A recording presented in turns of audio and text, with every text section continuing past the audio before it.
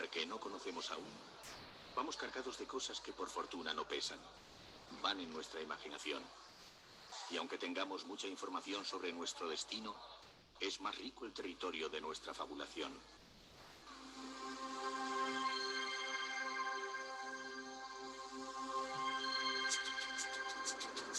Costa Rica es un nombre sugerente.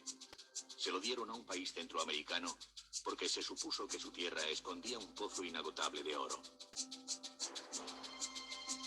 Quienes se dirijan hoy a Costa Rica ya saben que aquella creencia se desvaneció como una quimera y que el desencanto por la ausencia de oro hizo que la codicia se olvidara de esta tierra durante algunos siglos. Precisamente el olvido y el tiempo han mantenido otras riquezas que entonces no se valoraron. El gran tesoro de Costa Rica es su diversidad biológica. Visitar este país 10 veces más pequeño que España equivale a recorrer la 10ª parte del mundo. Su riqueza natural es tanta que hasta las cenizas se hacen fértiles al caer en esta tierra.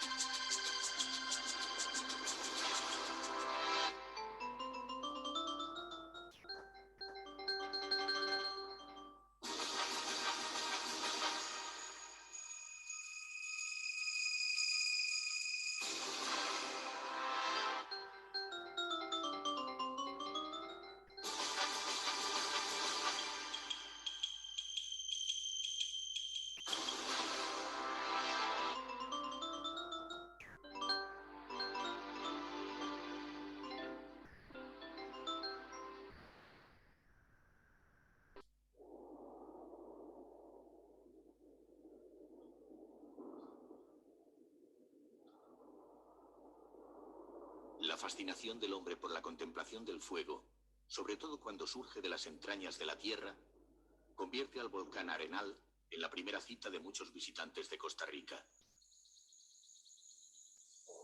Este país centroamericano es una estrecha franja de tierra que se yergue bruscamente, como apretada por dos grandes océanos, y el volcán está situado en el centro norte de su territorio. La figura del Arenal, siempre cónica y serena, se contemple desde donde se contemple, recuerda a las pirámides precolombinas y emana el mismo mágico magnetismo y el mismo misterio.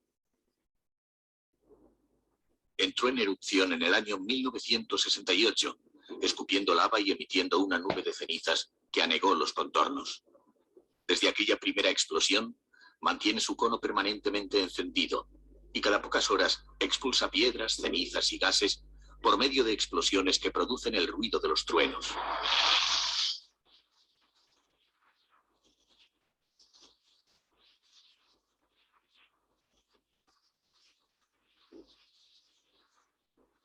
Después de cada rugido, se impone un silencio pesado.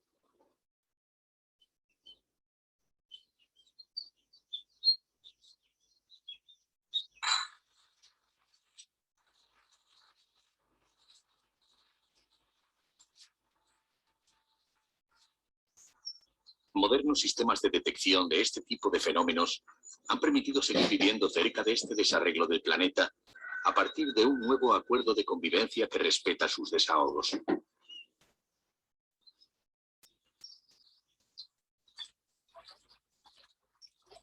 La laguna Arenal es artificial y fue construida después que el cráter diera los primeros sustos lanzando fuego. Su construcción supuso la desaparición de algunos pueblos y el desplazamiento de otros.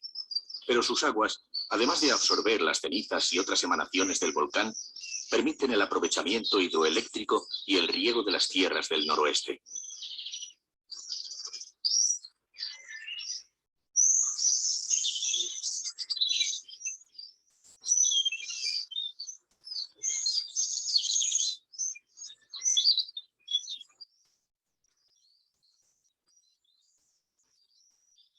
Las erupciones del volcán Arenal han transformado la vida de la zona, porque se han convertido en un espectáculo que atrae un gran número de visitantes.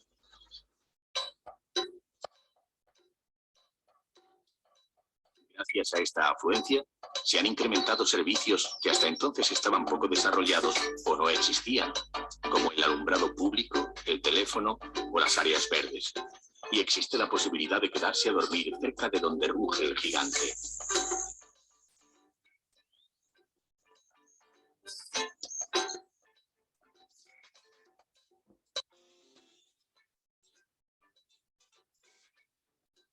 Tomando como base el pueblo de la fortuna, puede llamar la atención del viajero gente que a pie, a caballo o en bici se adentra por una pista de tierra.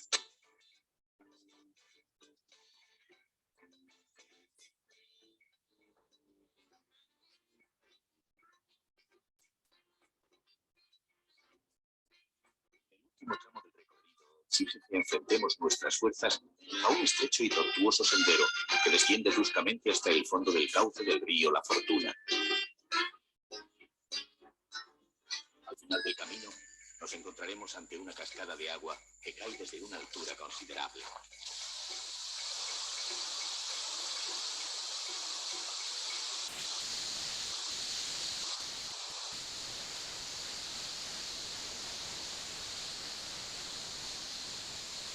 El balneario de Tabacón, situado junto a la ladera del volcán, ofrece la posibilidad de sentir el contacto con el fuego del interior de la Tierra de una manera controlada. Las aguas que provienen de las entrañas del volcán se mezclan para suavizar su temperatura.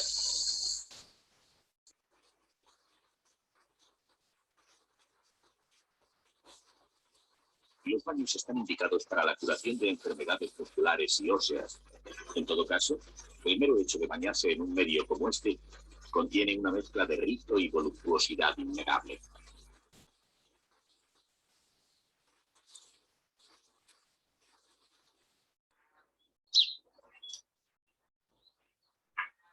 Siguiendo camino hacia el este del volcán, se extiende una fértil llanura.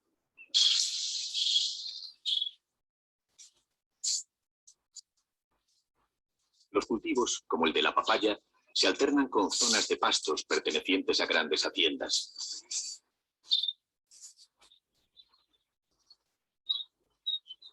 Tilahari es una de las grandes haciendas de este área.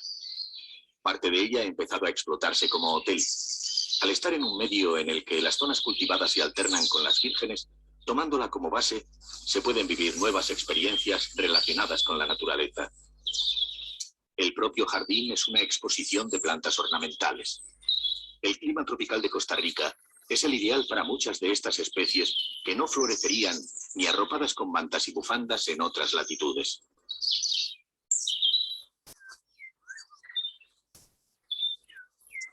Entre las flores exóticas puede contemplarse la guaria.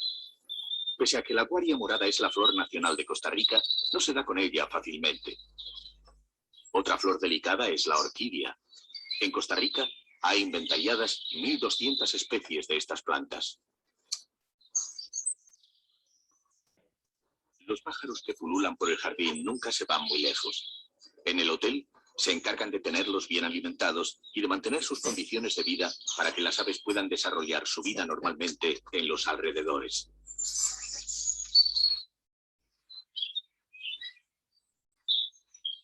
Los viajeros atraídos por pequeñas manifestaciones de la naturaleza pueden visitar un mariposario dentro de la misma finca. En Costa Rica viven más de 1.500 especies de mariposas y abundan las granjas. Entrar en un mariposario es como introducirse en un arco iris en el que los colores jugaran a combinarse incesantemente. En este, las más vistosas son las mariposas búho, llamadas así por los curiosos ocelos que presentan sus alas. Durante el siglo pasado, muchas familias de mariposas han estado en trance de extinción o han desaparecido. Los mariposarios no solo son espacios de exhibición de mariposas, sino aulas en las que se enseña el papel de estos pequeños animales en el mantenimiento del ecosistema.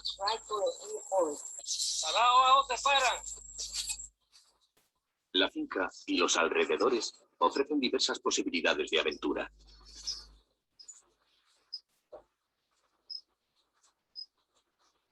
Está siempre bien apretado. Segundo, cuando vamos a bajar el río, yo tengo el reto. Si hago así, es que hay peligro.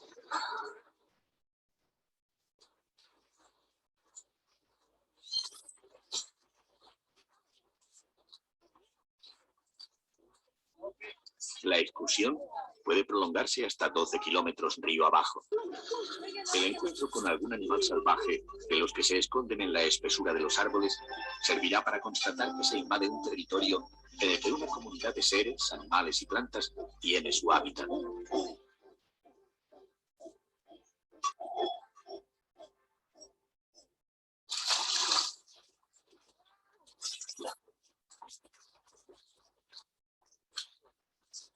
El visitante debe procurar que su presencia perturbe lo mínimo posible para que el equilibrio que encuentra no se rompa.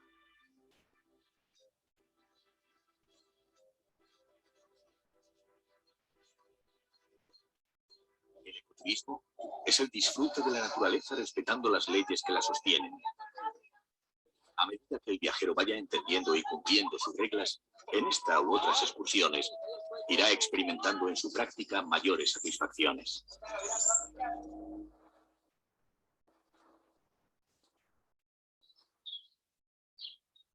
El respeto por la naturaleza es algo más que un reclamo turístico para Costa Rica.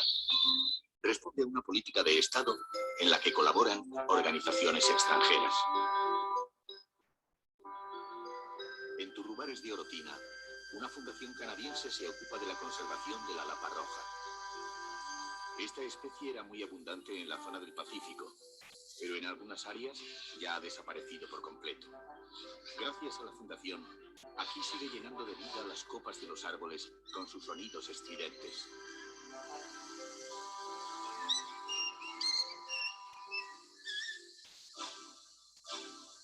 La misma fundación mantiene una granja de iguanas como si fuera de pollo. Su carne es muy apreciada y suele consumirse en la zona desde tiempos inmemoriales. En este caso no hay peligro de extinción de especies, todo lo contrario. Estos lagartos son muy abundantes en toda Centroamérica. Según los propietarios de la granja, con la cría de iguanas es posible producir más carne que con la de cualquier otro animal y sin necesidad de desforestar la zona.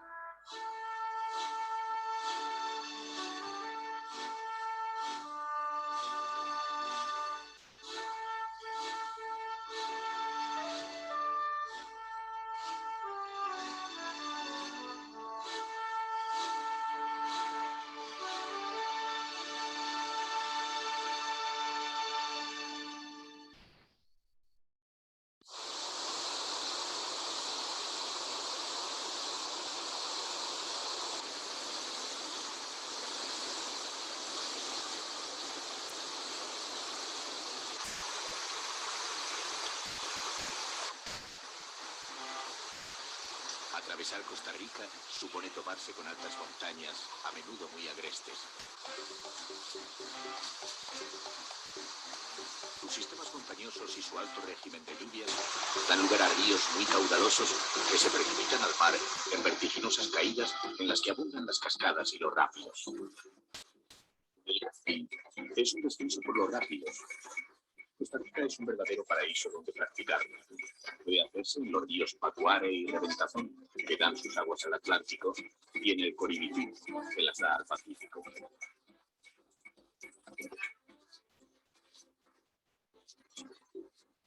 En el supuesto de que el curso de este río siempre fuera tan precipitado, los practicantes de rafting que pasan a nuestro lado pronto se verían en ese océano.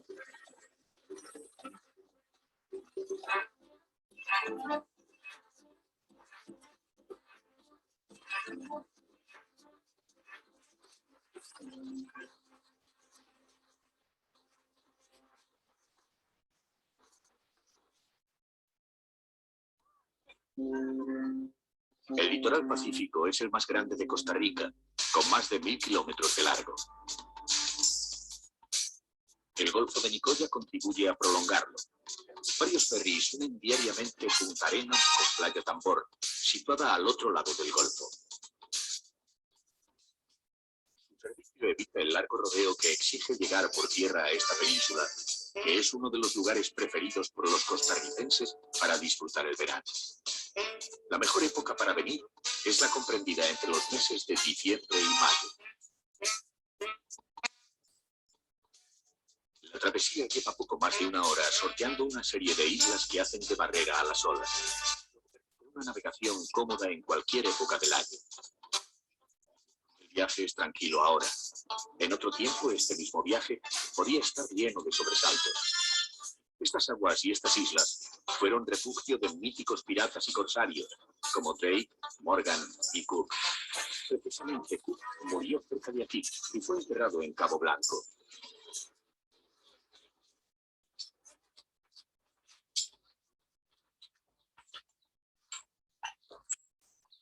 Al dejar Puerto Paquera, la carretera se adentra en un paisaje de leves colinas en el que el arbolado se alterna con tierras dedicadas a pastos.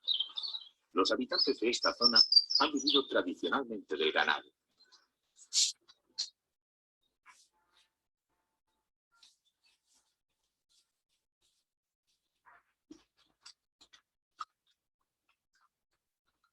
Unos terrenos recién explanados y nuevas construcciones introducen en una sucesión de cambios que transforman de repente el paisaje.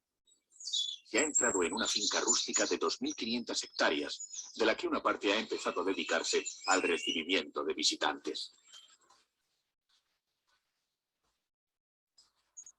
El complejo de Playa Tambor se asienta en un antiguo manglar que ha quedado convertido en un parque. Un manglar es un lugar donde crecen los mangles, una familia de árboles y arbustos muy común en las costas y lugares pantanosos afectados por las mareas. Su particularidad es que pueden vivir en aguas saladas porque expulsan la sal por las hojas.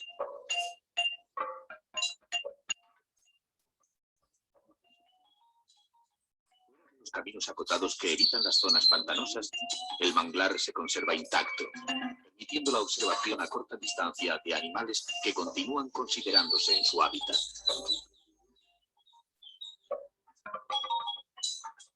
El lugar impone de repente las condiciones de un mundo que, aunque está a escasos metros de un espacio invadido recientemente por el hombre, sigue albergando a sus huéspedes habituales, que tienen unos códigos de comportamiento totalmente diferentes. Pasar de un mundo a otro es como transportarse en unos minutos a muchos kilómetros de distancia.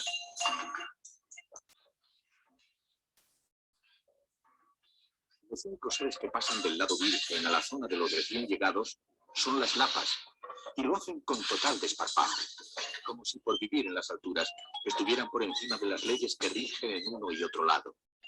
En la finca funciona una asociación encargada de proteger esta especie en la zona.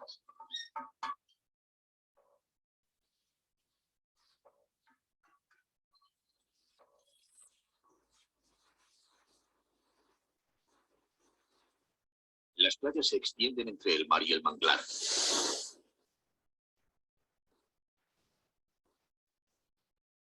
Las palmeras y los higuerones protegen del sol a los bañistas hasta la misma línea marítima cuando la marea está alta. En los alrededores abundan los lugares solitarios donde es fácil imaginar que nadie haya estado antes.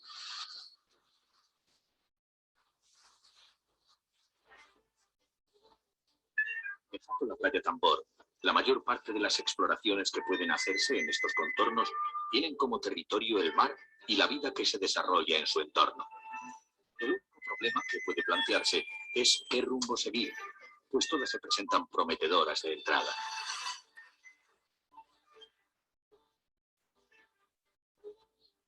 El Parque Curú es un área declarada refugio de fauna silvestre para proteger la fauna de la zona, en la que hay catalogadas 115 especies de aves marinas y terrestres, entre otros tipos de animales.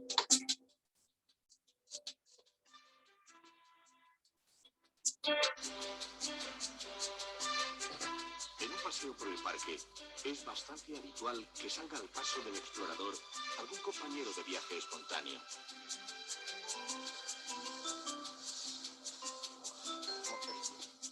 Costa Rica cuenta actualmente con 9 grandes áreas de conservación que comprenden más de 100 lugares declarados parques nacionales o reservas de diverso tipo.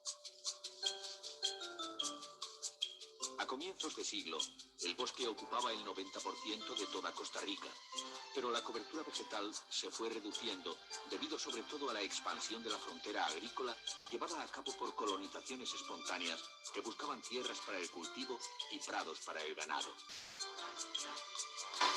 Curiosamente, la avalancha desforestadora la ha detenido el turismo. Gracias a la afluencia de visitantes, Costa Rica ha orientado su economía hacia un turismo que ve en la naturaleza no solo una obra de arte, sino un patrimonio que es preciso cuidar para que la vida siga siendo posible en el planeta.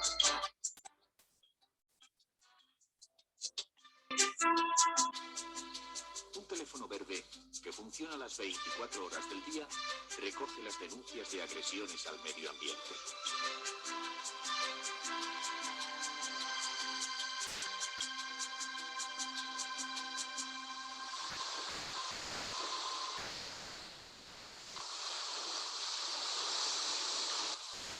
Para reponer fuerzas, recomiendan acudir a la playa Cocalito.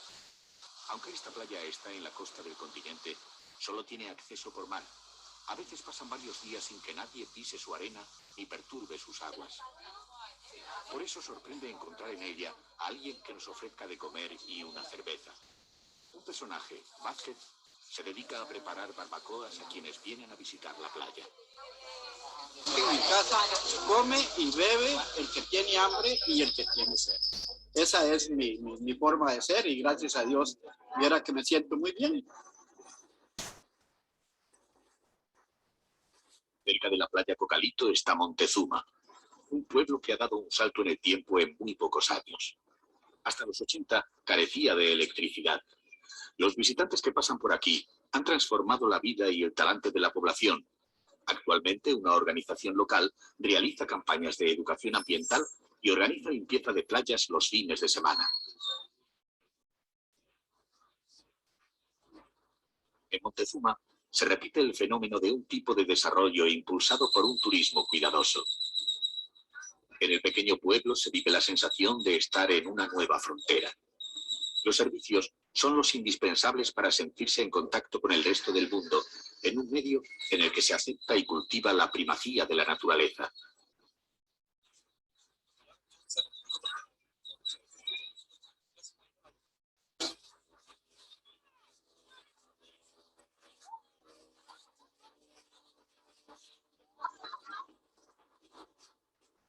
En nuestra segunda excursión hemos elegido como destino a la isla Tortuga.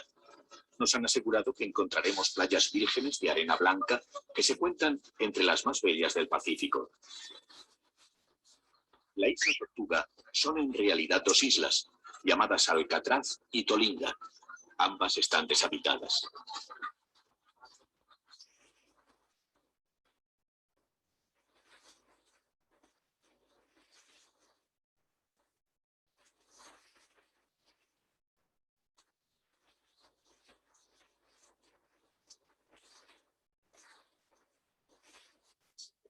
En la isla se dispone de una instalación de canopy. Es una polea, es la que va en la cuerda.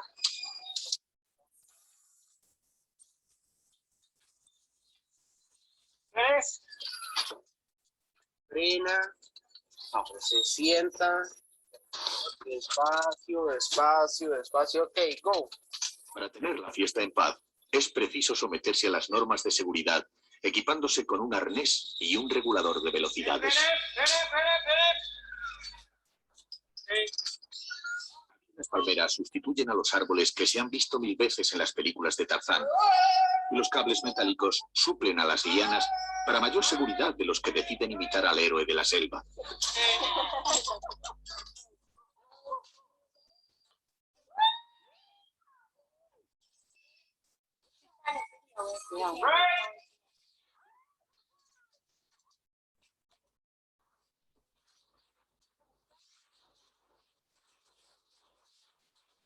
Una embarcación se acerca lentamente, destacándose entre los barcos de recreo que suelen verse en esta zona de vacaciones. Se trata de una embarcación tradicional para la pesca y el transporte. Su ocupante, Monchito, vive del turismo a su manera. Se dedica a pescar ostras y langostas. Su cosecha desaparece diariamente en el estómago de los visitantes de Isla Tortuga.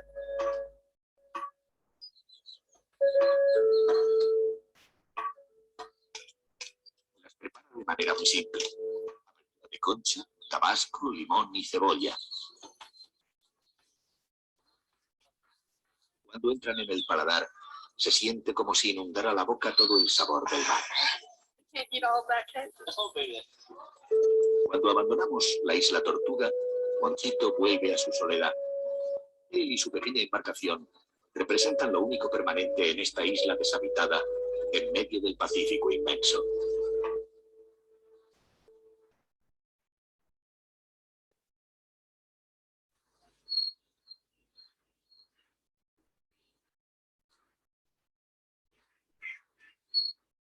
El viajero que quiera cruzar desde el Pacífico hasta el Atlántico, que en este área toma el nombre de Mar Caribe, se encontrará frente a un impresionante muro verde en el centro del país.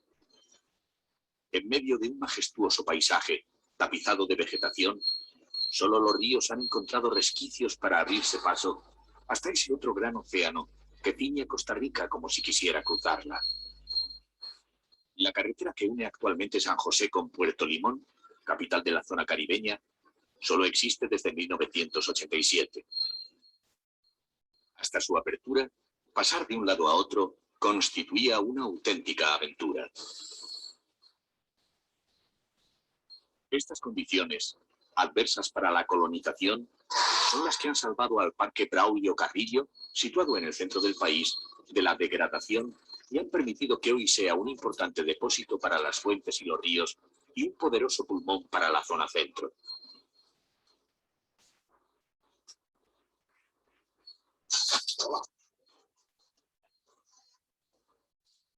El Parque Braulio Carrillo comprende numerosos bosques de tipo nuboso y lluvioso, catalogados en ambos casos como primarios. Esto quiere decir que han crecido espontáneamente. A muchos de sus rincones aún no ha podido llegar el hombre. Solo en la parte a la que ha tenido acceso se han reconocido ya 6.000 especies vegetales diferentes que convierten el parque en uno de los ecosistemas más complejos del planeta.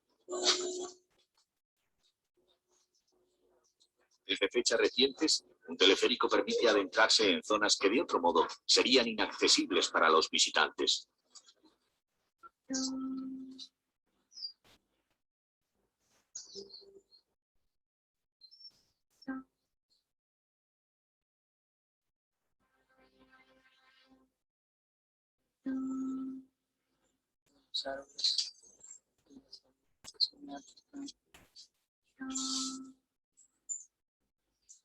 Lo que más impresiona es verse envuelto por una masa boscosa que parece una nube verde que nunca se llega a ver completamente. Si se consigue contemplar entera la copa de un árbol, su tronco se pierde en una maraña de lianas y plantas parásitas. Algunos de estos árboles pueden llegar a soportar 1.000 kilos de peso de sus plantas huéspedes.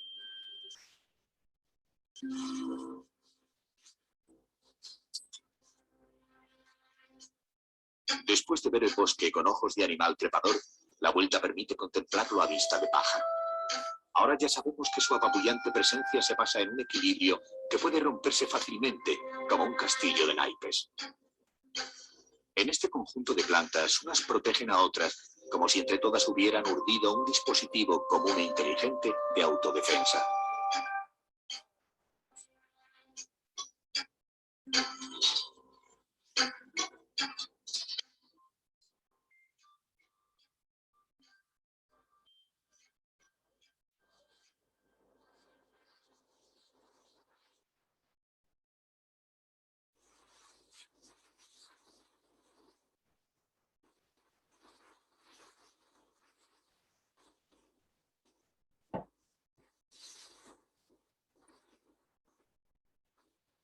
La primera impresión que se tiene al llegar a Puerto Limón, capital de la provincia de Limón que se extiende a lo largo de la costa caribeña, es la de haber cambiado de país.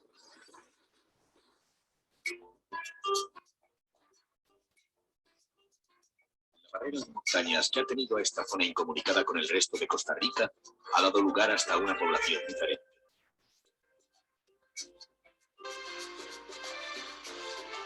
El color de la gente y el idioma que se oye en la calle, aunque también se habla español, configuran una realidad totalmente distinta. El idioma dominante es el patuá, de origen inglés.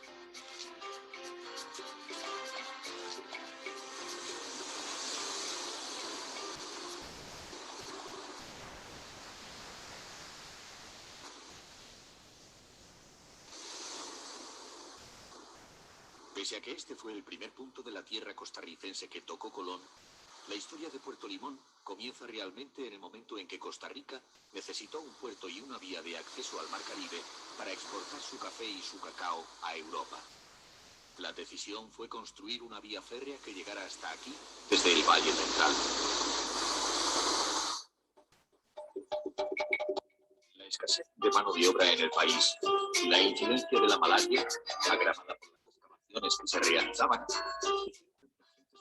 países vecinos que eran más resistentes a esta enfermedad por convivir con ella. La concesión de la obra a un norteamericano decidió que la mayoría de los trabajadores fueran jamaicanos que compartían su idioma. Acabada de construir la vía férrea, los trabajadores se incorporaron a las plantaciones bananeras recién establecidas en la zona por la United Fruits norteamericana. La economía de esta zona se sigue basando todavía en el banano, que es, con el café, el cultivo agrario más importante del país.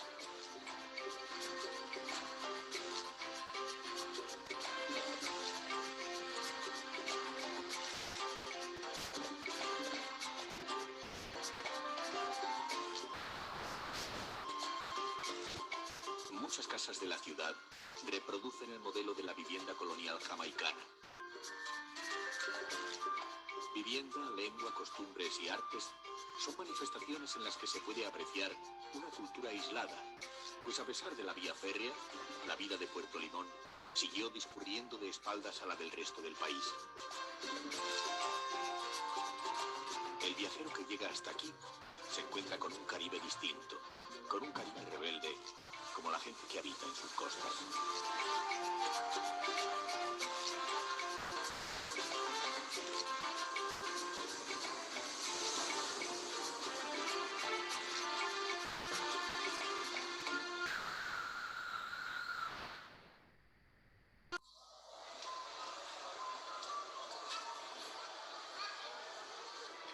San José, la capital de Costa Rica, es una ciudad relativamente joven.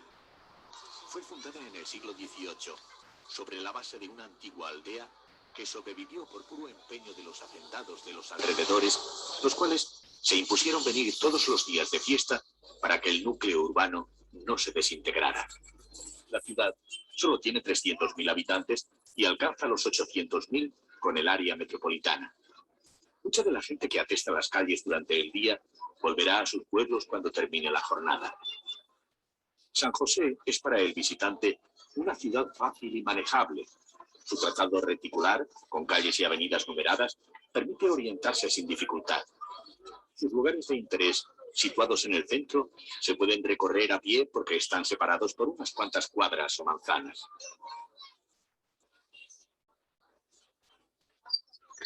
Lo más significativo de San José está en el Fuerte Bellavista, un antiguo cuartel. El presidente Figueres disolvió el ejército en 1948 y dedicó su presupuesto a la educación y a la mejora de vivienda y de otras coberturas sociales. Desde que los costarricenses disolvieron la institución castrense, han resuelto sus conflictos en mesas de negociaciones, sus discrepancias internas en las urnas, en una de las democracias más consolidadas de América Latina.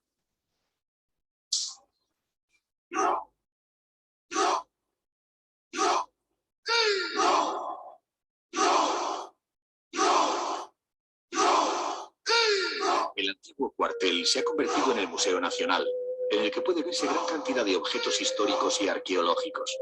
Son especialmente interesantes las colecciones dedicadas a la cultura precolombina, sobre todo las de cerámica y oro.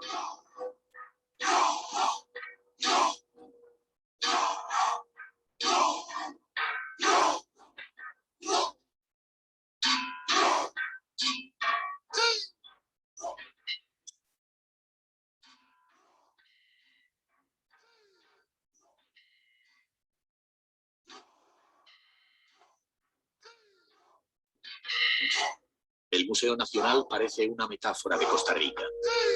Un edificio concebido para fines destructivos se ha convertido en el lugar donde se conservan los recuerdos del país hasta sus culturas más remotas.